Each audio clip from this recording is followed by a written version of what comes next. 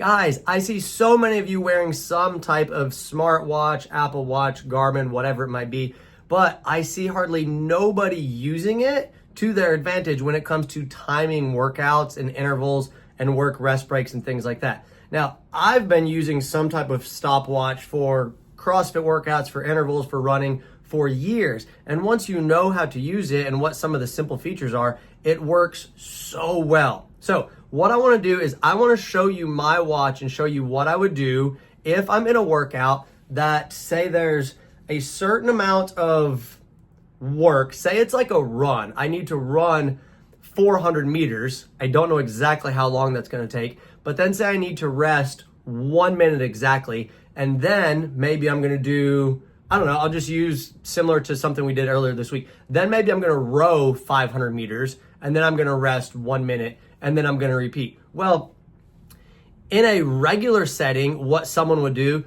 they would run in the door and look up at the clock on the wall, and then they would write their time down, say it's like, I don't know, 2:07, and then they would have to write 3:07 for their start time for their next round. Then when they did their next round, they would have to again glance at the clock, write the time down, and then in that moment, they literally have no idea what that round time was because we're not going to do math while we're working out with a bunch of numbers that are not clean at all. So really you have no clue what any of your rounds look like if you're getting faster or slower or maintaining until the entire workout's done. And then you sit down with your whiteboard and your marker and you do a whole bunch of math. Guys, you can keep yourself from doing any of that if you have a watch with a timer. So let's look at what that would look like. All right, guys, so this is my like 6 or 7 year old Garmin. I use the stopwatch feature if the workout doesn't include running and I don't want to keep track of my paces. I'll use the run feature if it does have running in it. So let's just pretend that it doesn't and I've using the stopwatch. So the workout starts, 3, 2, 1, go. I hit the start and it's counting my total time right here. Now, let's say I do my, whatever it is, my first round, and then I know there's gonna be a minute rest break after. Right when I finish my round, I'm just gonna hit this lap button and check it out. It's going to flash what my time was. Okay, it was 17 seconds. Now I've got two cool things happening.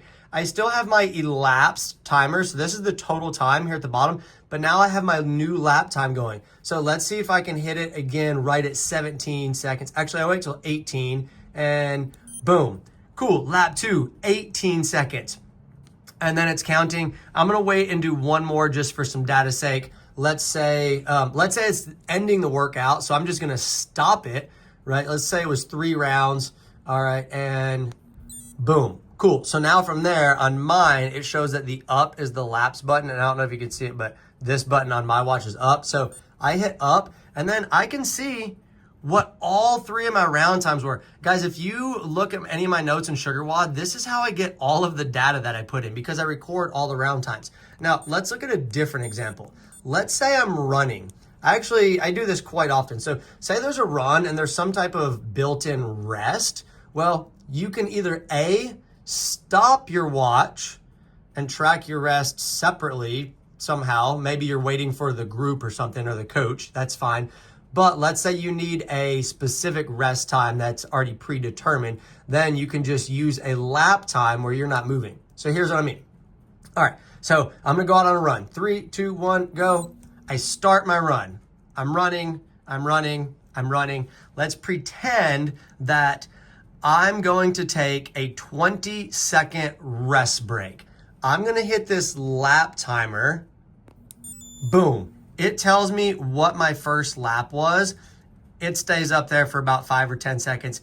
And then on mine, it'll go back to that. Now, on this screen, this is showing me my elapsed time, but I can switch, and I do this often while I'm running. Check it out. I'm gonna switch to, boom, there's my lap time, and then there's my total time at the bottom.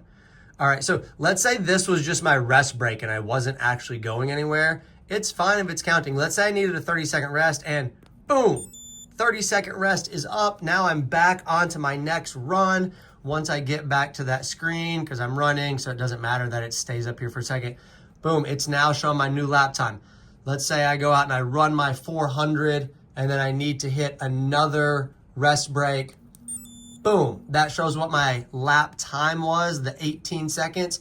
And now this new clock that's about to show up, yet again, started from 0, is my rest time. So guys, by doing this, you can keep track of all of your runs. So now let's say I stop it. It's gonna ask me if I want to save it. Let's say I do save it. Now I can go into the history and I can see what each one of those were. Now this is a little bit, oh no, yeah, I'll just do it like this. Cool, all right, stay with me, almost there. This thing takes a second to save and load. All right, so if I go into this guy, into my history, my activities, that was the one I just did, that was today. I can go to my laps. All right, so now I can go and I can see my first lap was this, my second lap was my 30-second rest, my third lap was that, my fourth lap we were just messing around. So now I have all of this data. Guys, I use this literally all the time. Like every year when I do Murph, here's what I do. I hit start, I go out on the run, and then if I do 20 rounds of the 5, 10, 15, every single round when I finish that full round, I just hit the button for my lap. I don't look at my watch unless I want to see what the round time is. And I do that every round for 20 times, just a quick touch of the watch. And then after that last one, my next lap is my run. So then when I'm done with the run, I hit the stop. Then when I get done with the workout, I look at my watch and I have my run time. I have 20 rounds individually of my Cindy times, if that's what you want to call it. And then I have my last run time and I have my total time. So if you've ever looked at my notes in SugarWOD for Murph, for any interval stuff, whatever, that's how I get all that. It's really simple. So guys, instead of just using this as a timer and to read your text messages, you should be able to use it to your advantage when you're doing your workouts. So go play around with it, try it out. It's going to change the game.